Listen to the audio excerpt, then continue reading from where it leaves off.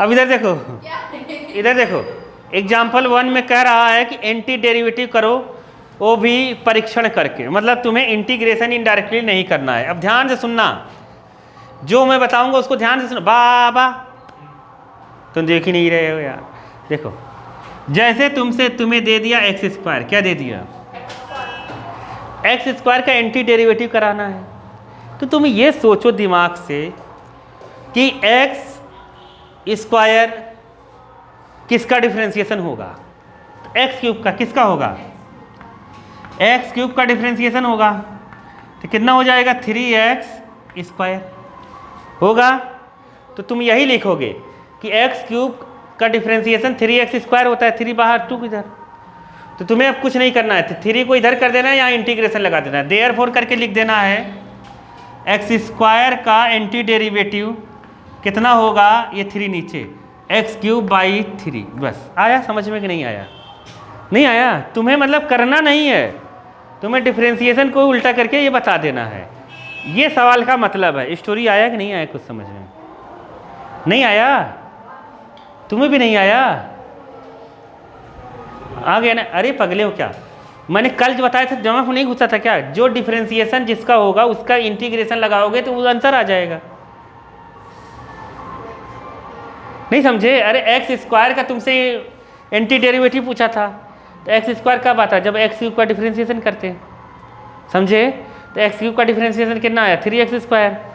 तो मुझे x square का पूछा है तो 3 इधर कर देते हैं, तो एक्स स्क्वायर का एंटी डेरिवेटिव कितना आएगा, एक्स क्यूब बाई 3। कहाँ नहीं आया? आ गया ना? एक्स स्क्वायर उधर चला गया, एक्स स्क्वायर तो यही है, 3 केवल इधर गया है, ये यही तो एक्स स्क्वायर है। तुम पागले हो क्या? देखो ये नहीं समझ पा रहा है, a इक्वल टू बी है, अब इसको b इक्वल टू ए भी लिखूंगा, दिक्कत थोड़ी ना, ये पूछने लायक थोड़ी ना b इधर कैसे आ गया, ये पूछ रहे हो? कहा इधर का स्क्वायर कहाँ गया, यही तो है, ये dx नहीं लिखा। अरे तुम समझ क्यों नहीं पा रहे हो? मैंने बताया था इसका डिफरेंशिएशन ये है ना, तो यहाँ तुम जब इंटीग्रेशन लगाओगे तो ये आएगा, यही नहीं बताया था कल? अरे तो यहाँ इंटीग्रेशन लगा दिया, ये आ गया, ये डिफरेंशिएशन से क्या मतलब अपने को? अरे नहीं समझे? जैसे देखो cos x का इंटीग्रेशन निकालना है, cos x का तुम्हें बस ये लिखना है, इसमें एंटी डेरिवेटिव में एग्जांपल में जो फर्स्ट दिया है कि sin x का डिफरेंशिएशन कितना होता है, cos x, therefore cos x का एंटी डेरिवेटिव कितना होगा, sin x। बस खत्म। cos x का एंटी डेरिवेटिव कितना होगा, sin x। अरे आया कि नहीं आया? नहीं आया? अरे इसका डिफरेंशिएशन ये होता है तो इसका इंटीग्रेशन ये होगा ना, दिक्कत क्या है तुम लोगों को? किसका? इसका डिफरेंशिएशन ये तुमने कहाँ से पढ़ रहे हो? जो पढ़ा रहा हूँ पहले वो तो पढ़ो। नहीं वो नहीं होगा, कॉस का माइनस साइन होता है, ये नहीं होता। आया समझ में कि नहीं आया? आ गया? तुम्हें आया कि नहीं वाले? आ गया ना? देखो जैसे अब बुक का सवाल उठाते हैं, बुक का क्या उठाते हैं सवाल, अब बुक में क्या दिया है, पहले में cos 2x क्या दिया है, फर्स्ट में दिया है cos 2x। अब तुम ये सोचो इसकी इसका डिफरेंशिएशन होगा, किसका डिफरेंशिएशन होगा, साइन का। अरे साइन का होगा कि नहीं होगा? तो हम ऐसे लिख लेते हैं d by D X sine 2x। Sine का डिफरेंशिएशन कितना होता है, cos। अब फिर मैंने बताया था साइन का तो cos होता है, लेकिन 2x का फिर से करना पड़ेगा, बताया था कि नहीं बताया था? डिफरेंशिएशन में x का 1 हो जाएगा, 2 बाहर, 2 cos 2x हुआ। और अपने को किसका केवल निकालना है, cos 2 का केवल निकालना है क्या? तो 2 कहाँ आ जाएगा, साइन के अपॉन में। 2 कहाँ आ जाएगा, साइन के अपॉन में। तो बताओ देयरफॉर क्या एंटी क्या डेरिवेटिव ऑफ cos 2x कितना होगा, sine x by sine 2x by 2। अरे 2 को इधर कर दो ना, इसके नीचे cos का पूछा है, पता चल जाएगा। cos 2x का इंटीग्रेशन कितना होगा, साइन 2x बाई 2। खत्म। आया कि नहीं आया? अरे आया बालक, तुम्हें कुछ नहीं करना, cos 2 पूछा है ना, तो cos 2 यहीं रहने दो, बाकी सबको इधर कर दो, खत्म कहानी।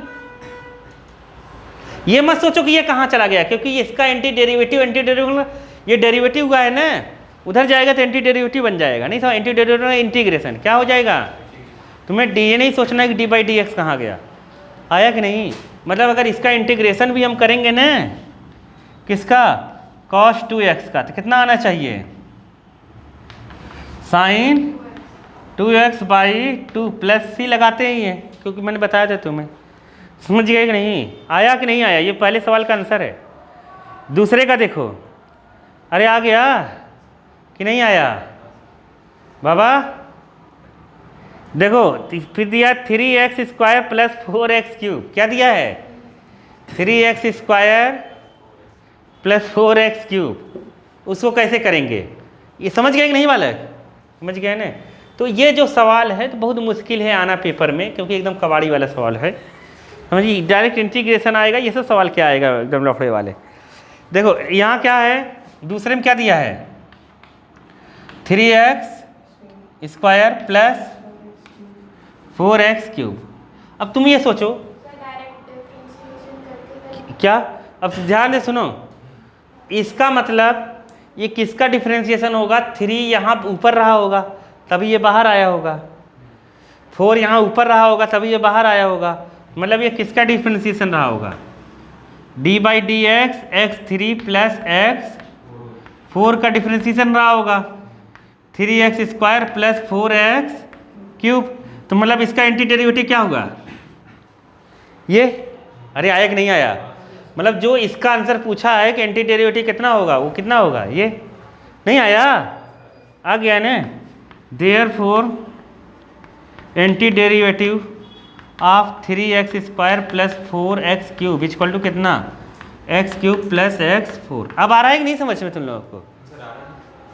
नहीं आ रहा है क्या बालक? आ रहा है कि नहीं आ रहा है तुम्हें? मैं तुम्हें भी चीटिंग करना बता दूंगा, तुम एक डायरेक्ट बता दोगे। ये 1 मार्क्स का आएगा ऑब्जेक्टिव, केवल क्या आएगा, ऑब्जेक्टिव। अभी मैं बताऊंगा इसको, फिर से मैं डायरेक्ट बता दूंगा, डायरेक्ट तुम आंसर बता दोगे। इंटीग्रेशन जब करेंगे ना डायरेक्ट आंसर आ जाएगा। अब तीसरा देखते हैं, ये आ गया कि नहीं? तीसरे में क्या दिया है, 1/x। क्या दिया है, 1/x। तुम पहले से जानते हो किसका डिफरेंशिएशन 1/x होता है, log x का। किसका, log x या ln x का होता है 1/x। तो 1/x का बताओ एंटी डेरिवेटिव क्या होगा, log x। बस खत्म। नहीं आया? अरे आ गया कि नहीं? आ गया ने?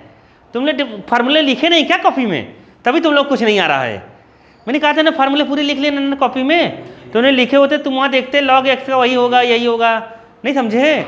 देखो कि पहले log x का वही होगा, देखो कहीं लिखा होगा, पहले लिखा होगा। नहीं समझे? समझ गए ना? उल्टा ही है, तुम लोग कुछ नहीं लिखे।